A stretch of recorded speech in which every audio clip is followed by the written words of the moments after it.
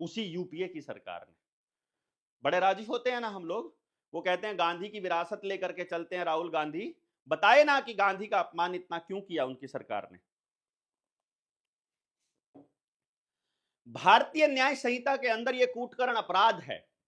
अब कमाल की बात यह है, भारतीय न्याय संहिता अब बनी है, इससे पहले आईपीसी थी, इंडियन पिनल कोड, आईपीसी को बदल करके अब बीएनएस बना दिया गया है, उसमें भी कूटकरण अपराध है और पहले भी था, अंग्रेजों ने बनाया था उस वक्त, उसमें भी अपराध था।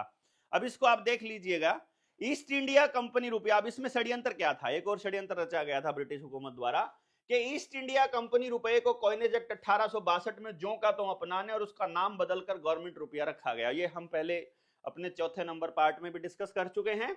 इस रुपए के मानक मूल्य कूटकरण पर भारतीय न्याय संहिता 2023 जो अब नया बना है बीएनएस, उसका अध्याय 10 धारा 178 से 188 तक सिक्कों, करेंसी नोट और बैंक नोट और सरकारी स्टाम्प के कूटकरण अपराध संबंधी धाराएं हैं।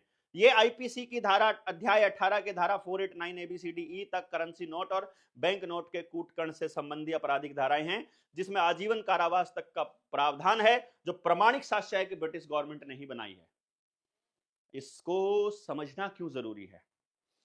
सबसे पहले जिसने उस रुपए का कूटकरण किया, जिसने उसको बाजार के हवाले किया, उस आदमी के दस्तखत यदि हैं, हमको यह पता करना है क्या उसे उस कूटकरण की ताकत मतलब उसके पास थी।